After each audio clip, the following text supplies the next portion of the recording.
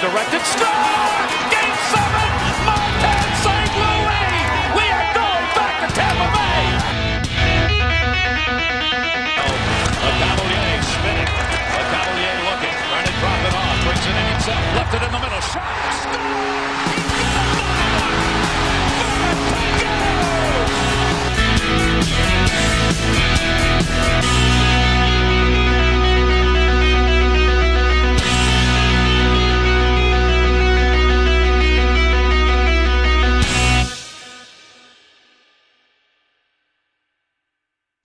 Welcome, everyone, to another episode of Thunderstruck with your host, Philip Wunderlich, co-host Jake Ricker, and your co-host, Michael Wax. I'll start with you, Jake. How's it going, buddy? I'm doing good. How are you doing, Phil? Doing well. You know, yesterday was my birthday, and I had a great day yesterday. And how about you, Mike? How are you feeling? Doing well. You know, life is kind of different right now, but we're managing to get through it. Yeah, and that's what you kind of have to do, as we talked about before. So, first things first, Ryan Callahan is part of a new schooling system, Bishop Kearney, and they have a hockey team, and it's kind of doing player development with them. Is that right, Jake? Yeah, so he accepted, he posted on Twitter a statement. He accepted the position of Director of Player Development for the school, which is really cool to see. I'm really excited for him. It's in his hometown of Rochester, New York. So he's going there to work on player development, which is really cool. But his statement was about his Ryan Callahan Foundation and saying that it'll always be a part of the Tampa Bay community. So he's basically saying, despite him going to New York to work in this position, that his foundation will still work in the Tampa Bay area. So this is really cool to see, you know, a former Bolt go on to do something that he wants to do in his hometown, I think. And, you know, Ryan Callahan was a huge part of this team when he played with us. He's such a great guy. He's got such a big personality. I think the Lightning really benefited from that when he was here. So it's just nice to see that he posted here and is telling Tampa fans thank you, and then, you know, he still wants to, you know, be affiliated with this team because I think he enjoyed his time here. Really good foundation. We've donated to him before for points that he has scored. So it's really good that he's keeping in the community. What do you have to say about it, Mike? Yeah, I'm really happy for Callahan. You know, it really seemed sad that he retired, and I know that he was really upset of having to leave the game of hockey.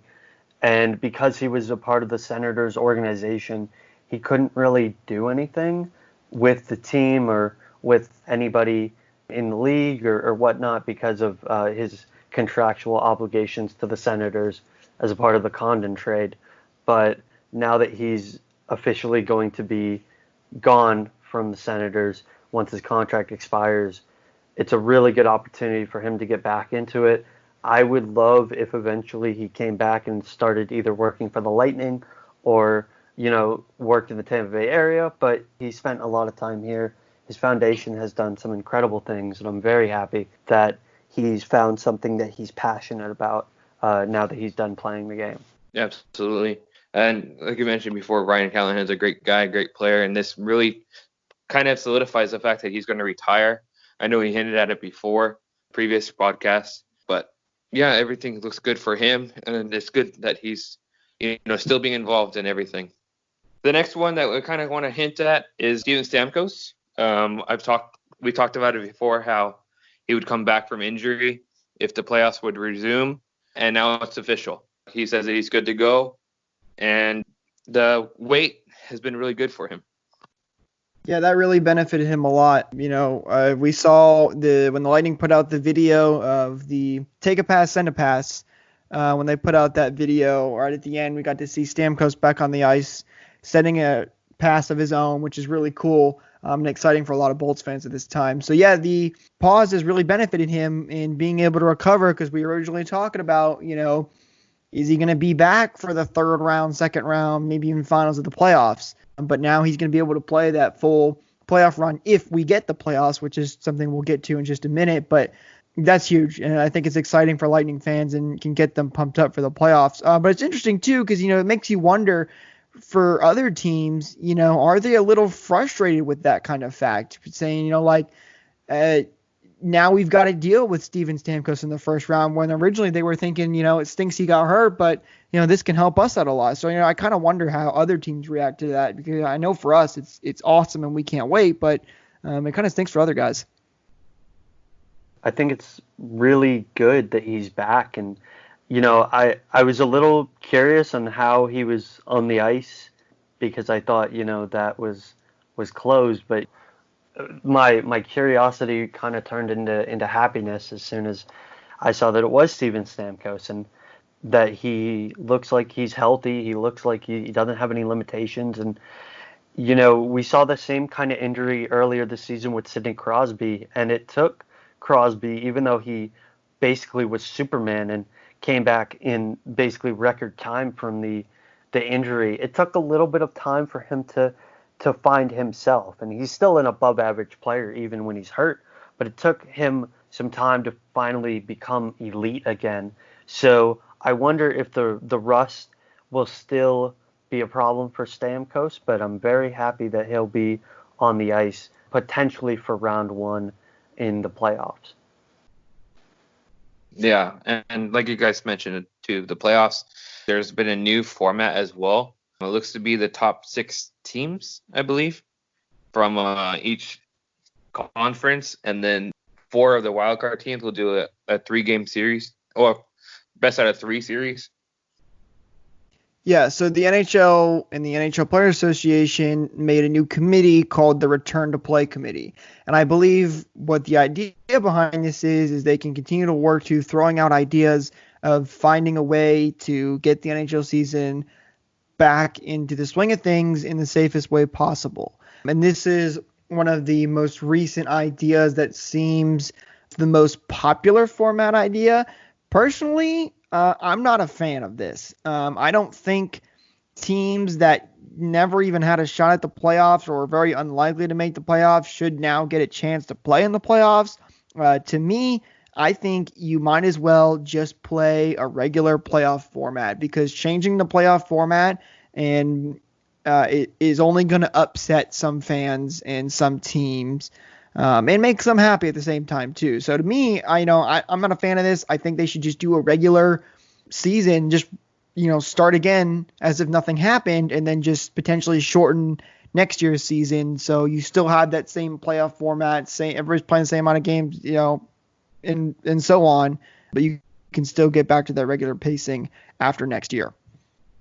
Yeah, it's a very strange idea. I'm not a really big fan of it, but I was going across Twitter, and Craig Rosinski of ESPN, and I know I butchered that name, but he was talking about how it's a format in which the Buffalo Sabres and the Anaheim Ducks would make the playoffs, and a team like the Rangers wouldn't.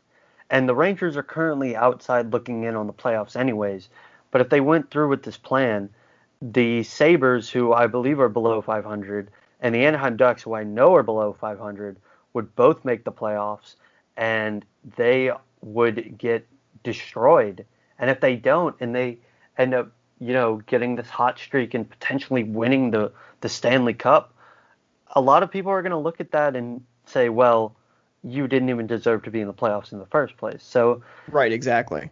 If I had a choice between any of the plans that have been laid out so far, I think that, we might see them go to 76 or 77 games just to get their feet underneath them, or they might roll it back to 68 games or 67 or 69 games just to make sure that the teams have played a fair number of games. And from there, I want to see 7-game series, but for the first 1, 2, 3 rounds, I understand if they go to 3 games or if they go to 5 games. I understand that if you want to start the season on time. But if I were to put myself in Gary Bettman's shoes, I think I'd roll it back to 68 games, do a best of 7 for each series, and then, have a shortened season next season. Yeah, I'm 100% on board with that too, Michael. I think that's the smartest idea to do, because that way you're still giving teams who are currently on the outside looking in a chance at making the playoffs, and you're still having a regular playoff format. Sure, there might be a couple teams that could argue, well, if we had a few more games, maybe we could have made it, but that's not the greatest argument, but teams are going to make that. I think this scenario makes the most people happy and keeps it the most, what's the word I'm looking for, normal, for lack of a better term. So I agree with you on that. I think that is the best option. That's the one I hope they choose. And also, we have to remember, too, we don't know when this is going to end.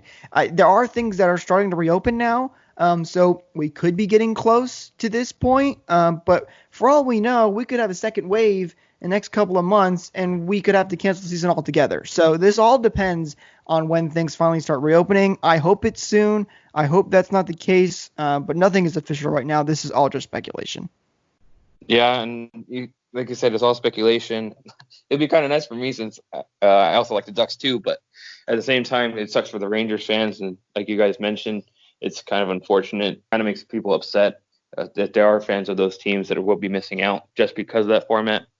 And it's kind of a big deal, like you said, with the coronavirus now hindering this next season as well, potentially. The next thing we have to talk about, too, is the draft. I don't know if you guys saw it, but the draft, they said that it might still continue on June 5th. I don't know if that's going to be like the NFL draft and just be at home and, draft that way, and how the draft picks that have been traded are really going to be coming to effect based on playoff scenarios. Well, it's like you mentioned with the NFL draft. The NFL, I got to say, I think did a fantastic job with handling that situation. It was really well done. There were some things that were kind of weird and not the best done. But, this is the first time we've ever done something like this. So overall, I think they did a really good job with it. So if they are going to continue with that draft date and we still have to be, quarantined at that point, I think they should absolutely go forward with it, because I think they can pull off a all online draft. We saw it work with the NFL. So I think that's a good idea, and it doesn't surprise me that they would want to do that. It would be interesting to see how the NHL handles it versus the NFL, or if they try to be as similar as possible.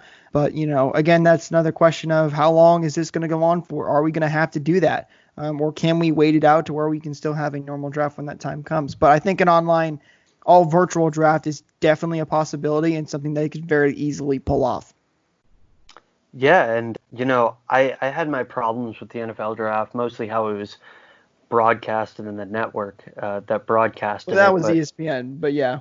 Yeah, I didn't like what they did. But as far as Roger Goodell and the fact that they were able to get all this technology to the house of the players and get their reactions, and they were able to get fans in the draft that could, boo the commissioner, which is a timely tradition.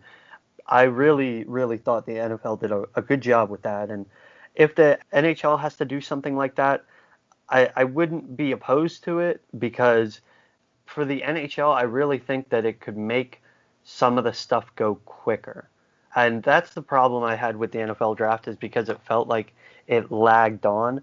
But when the NHL draft was broadcasted in recent years, that I thought they did a fantastic job with it in person. That it's the one thing that, besides Stanley Cup Finals, that I really felt like is a spectacle that non-NHL fans could, go to and really enjoy. So I really think that if they go through with this and they do it virtually, I don't think it's the worst thing in the world. No, I don't think so either. Like I said, there was a few mishaps and stuff with the network. Roger Goodell had a few mishaps as well, but it was, on the whole, is a good draft, and it would just be something to watch for the NHL fans once that comes along. And anything hockey related is good right now, especially while we're at home really doing nothing. Another thing that we have time for is we had a question from John. We ask our Twitter followers if they have any questions so we can discuss them on the podcast. And John came up with one and said, out of all the forwards, who would you like to see go and why? We'll start with you, Mike. This question is really tough, because we talk all the time about who's going to get exposed in the expansion draft in 2021 and who has their full no trade clause turns into modified and whatnot. But if I had to choose, And I hate to do this, but I probably choose Tyler Johnson because, to be quite honest, I think the magic is gone. He has really, really struggled over the past couple of years. Just even looking at point totals, and point totals aren't everything, but if you look at 2018-19 when the Lightning were just unstoppable, and you look at him and he tied his career high with 29 goals, but on a team with Kucherov and Point and Stamkos and Cirelli, who came into his own, and other really good goal scorers, he only had 18 assists, which is really, really poor, if I'm being quite honest. And this year, with 2019-20, it took him, I believe it was 60 games to even reach 29 points. So he's been really struggling. I don't know if it's injury or if it's just inconsistency, but if I had to choose a player, it's regretfully going to be Tyler Johnson. I'm going to have to agree with you on the most of that there. It's hard to say, which forward is going to go this season. I think when you look at the group, can whittle it down, the Lightning are going to have some cap. I don't want to say trouble, but they're going to have a harder time staying under the cap with all these players. So you look at our situation and you think, okay, it's got to be one of the guys that is getting paid like $5 million right now, which is Johnson, Killorn, Palat. A lot of people have thrown Gord's name out there, although I don't remember off the top of my head if you guys know how much he's getting paid right now. I think it's under $3 million or something like that. No, it is 5.17. 5.1. That's right. I'm way off. Yeah, that's right. He's one of the 5 million guys. That's why I was thinking of that. But so I think those are the guys you originally look at. And then I don't think Killorn's going anywhere. He's had a career year. He's been playing so well as of late. He's a fan favorite. So I think Killorn doesn't go anywhere. And then, Gord, I think Gord is probably the second most likely, but he's got some grit to his game. So I don't think he goes. I think he's a guy that maybe gets put out in the expansion draft potentially on how things play out. And then Palat, I think, is another really good player. And Palat and Killorn, too, are both wingers as well. So, and we have a much deeper center core than we do on the wing side. So I think, like you said, Tyler Johnson is a player that I would choose to go. I think Tyler Johnson's a great player. And I think if we had Johnson at like 3, maybe 2.5 million, something around that range, I think he's a great player. But at the $5 million cap hit that he is, I think he's even higher than that. I think he's one of the higher ones. But yeah, he's 5 flat. He's 5 flat. Okay, 5 flat. So, but even still at 5 flat, I think that price point is just a little too high. So all these guys are great guys though, and good players overall. And Tyler Johnson will fit very well in another team. So if you're going to get someone to go, I think Johnson is the best choice. Yeah, I think your second option there, Jake, would have been my option when I say Yanni Gord. I really like Yanni Gord. I like how he plays physically, and he's always in front of the net, and he gets in people's faces. I kind of like that aspect of him, but at the same time, making over $5 million, and he's kind of been inconsistent this year. He only has 30 points and 70 games played. So I think that he's dropped off a little bit, and making over $5 million is a lot of money for him. Yeah, the only reason, like I mentioned before, is the reason I would put Johnson over him is because of that grit that he adds, which is a very important part. Now, we have added a bunch of players that have their own grit to their game, so you could say he is now expendable. But those are definitely my top 2 choices there. Michael, I don't know if you agree with that too. Johnson or Gord is one of the ones that goes. And even whoever you go with this offseason could be the one that goes, if anybody, could be the one that goes in the expansion draft next year. So Johnson would probably be my number 1, and my number 2 would probably be Killorn, only because this is the year that you could really sell high on him. He had 26 goals. His previous high before that was 19. He is getting older. He is, I think he's 30, but he's been more productive than ever. He's really coming into his own as a two-way forward. He's great on the penalty kill. I know that public perception of him has changed a lot from wanting him out of town to wanting him to stay forever, basically.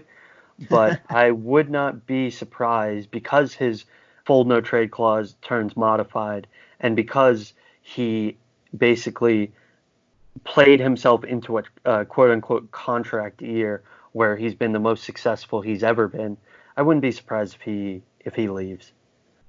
You know what? I think that's a fair point too you make with being able to sell high on him. I didn't even think about that because, you could say, well, I could get more for Alex Killorn right now than I can for a guy like Tyler Johnson, which is, sometimes very important. Now, we do have a very good future ahead of us with some of our prospects. However, why not add to that pile? I think also a big factor in this is going to be how this rest of the season plays out. Because I think as the Lightning go and win the Cup this year, I think you see them more willing to give up a player and say, okay, maybe it's okay to sell high on Alex Killorn now because we won our Cup. If we can still win the Cup next year, that's a huge bonus, but we at least got that Cup that we've been longing for and this franchise is needed right now. If you don't win the Cup, maybe somebody says, okay, let's get rid of Johnson. We may not get as much back, but, at least we still have, guys that we still have a really good core and it's really good players that can still give us that chance to win the Cup next year.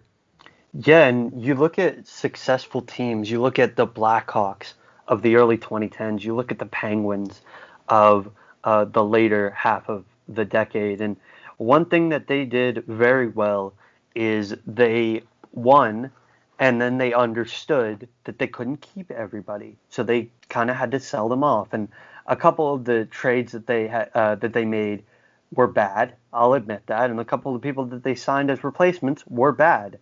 But in reality, you have to look at the situation and go, okay, so let's say the Lightning win a Cup, fingers crossed. If they do, Killorn, thank you for your service, but we have to clear up cap space. And, one of the other $5 million guys, thank you for your service, but we have to clear up cap space. And at the end of the day, you guys were solid contributors to our team, but we want to run it back. We want to win another title. Yeah, and that's what you kind of have to do too. Like you mentioned about the bad trades. I mean, how much better would Chicago be right now if they still had a Temi Panarin on the team? You have to sell when you have to sell, and you have to buy when you have to buy. And next year, considering how close we are to the cap ceiling, we might have to get rid of a couple players. Yeah. That's the other thing too. Sorry, I want to mention too is depending on how much the cap moves up, that could also give you a little more flexibility. At that point, you could, let's say theoretically, you could get the same for either player trading wise. At that point, maybe you could say, okay, I can afford to keep the guy who's a little more expensive because the cap went up just enough. So that's also another fact. There's a lot of factors that play into this. I think Johnson's still my pick, and then maybe a 2 as Gordon, 3 Killorn. But I think all the things we've mentioned are very important things to think about, and it's really tough to pick. Yeah, I agree to that. And I know John asked about forwards, and this is a bit of a hot take, but I think eventually in the next year or two, we might be seeing the end of Ryan McDonagh in a Lightning uniform. Just because of the money he makes and the emergence of Sergachev, I think that he is the odd man out in this scenario. And I like Ryan McDonagh. I think he's done a lot to help us out. But, he makes a lot of money for a really long time. And again, it'll be tough because he has a full no trade clause and he probably wouldn't want to go anywhere. But if the Lightning had the opportunity to clear that money off the books, even if it means up giving a future, like a decent prospect or a pick, I think if you're trying to win a Stanley Cup, you have to look at whatever's necessary. That's true. I think something that would play into that, though, is the development of guys like Cal Foote. If he can become a viable defenseman, maybe by the time you want to move him, it might be easier to do. Because the only thing that would worry me is not having a good enough guy that could step up. I mean, we have Ruda and Cernak, who are decent. Who knows how good they're going to be in the next couple of years. But my only worry there is just not having enough defensemen to step up. Like, you have a defenseman to replace him, but one that's potentially good enough and has potential. I think Foote could be that guy. So I think that's something you would have to factor in when deciding if you would want to go down that route. Definitely a hot take though, an interesting one to say the least. Yeah, it's kind of hard to say too with Cal Foote. I mean, he hasn't played an NHL game yet, so he's still in the development stages. But like you said, maybe Ryan McDonagh would be one of the people to go, considering how much he's making. He is a veteran guy in the locker room, and maybe he is expendable. The next thing I want to talk about too is I just got this notification from the Score, and it says players arriving in Canada must quarantine if any season resumes. So I'm not sure what that really means. Can you help me out here, Jake?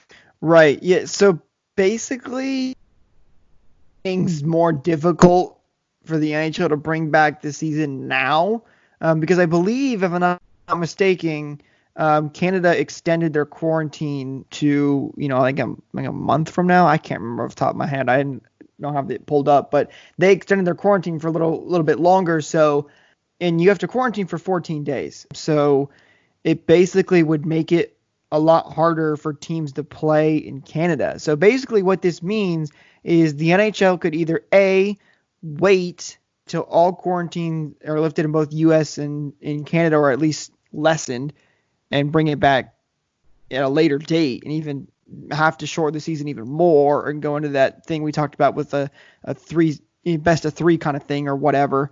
Or you could bring it back now, but at that point maybe you couldn't play any games in Canada, even with or without fans. So I think that's where I see that.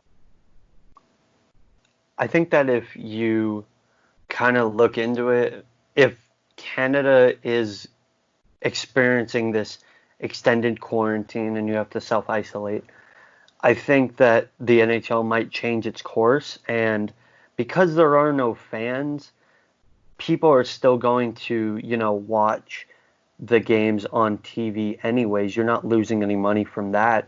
I think you might see 4 United States cities be represented as the places that the playoffs happen, instead of 2 Canadian cities and 2 United States cities, which I think was the original plan. I think it was like Toronto, somewhere in like Calgary or Edmonton, and then California and Florida from what I saw. But now that you see that plan for Canada, maybe their mindset changes and you play in 4 cities in the U.S. Yeah, and I saw that too, that they're talking about possibly each division would play in a remote location. I know Tampa has been considered one of those locations, so you guys might see a little hockey down there once this season resumes. And do you guys have anything else to add? Oh, Jake, you want to talk about your bracket? Yeah, so thank you guys for contributing to the bracket. Jake, it's your bracket, so go ahead and talk about that. Yeah, I think it's it's been fun for us to do, during this time of not having too much to talk about. I think it's exciting to see where this is going to go. We had the goalie division finish and the right-handed defenseman finish. I believe, hopefully we'll have the final tweet out by the time this goes up. But Victor Hedman and Andrei Vasilevsky were the ones that took it all. A lot of blowouts so far. We haven't had any 2 close call matches. So I don't know what you guys think if you've been following along with the bracket. I think it's pretty interesting to see who are at least Bay Bolts followers enjoy watching the most. Yeah, it's been awesome to go through that. I'm the one that makes the brackets, but it's been great. We've gone through the goalie division, and I wasn't really surprised about Vasilevsky winning. I was surprised that it was that much of a margin over Ben Bishop, because Ben Bishop was the guy for a long time, and for a long time his cheers rivaled anyone's in the stadium. So, good for Vasilevsky. He is the goalie of the present and the future. And for the left-handed defenseman, it was a little bit closer than I thought it would be in terms of like the first round. And then there was like one upset. And then in the finals, Hedman just blew out Ryan McDonough. So in the right-handed defenseman bracket, we've got people like Pavel Kubina, Dan Boyle, Eric Cernak, Lightning legend Jake Dotchin, and Anaheim Ducks legend Andre Schuster are in the bracket. So, guys, please vote. I have fun making these. I have fun seeing the poll results. So hope that you guys like them, and it's really something to do while there's no hockey going on. Yeah, I was just gonna say too. Speaking with the goalies and Andre Vasquez and Ben Bishop obviously being in the finals. I don't know if you guys have been watching the replays, the classic game replays that they've been doing on Fox Sports. I, for one, have thoroughly enjoyed those of the '04 Cup run. And, I was watching those early games, and I got to tell you, man, Nikolai Khabibulin, who was one of my favorite players growing up as a kid, he was so important to that '04 team. I mean, he had, 4 shutouts in the first 6 games they played. I mean, that's outstanding. So, unfortunately, I don't think is as popular as Andre Vasilevsky or Ben Bishop, which is no surprise. It makes sense. I love Ben Bishop too. But he gave Vasilevsky a pretty decent, a more closer run than anybody else did. So, I think Nikolai Khabibulin is somebody that I think is almost a little bit forgotten. I don't want to say forgotten. He was the goalie that won us our first Stanley Cup. But, man, was he huge for us during that '04 Cup run?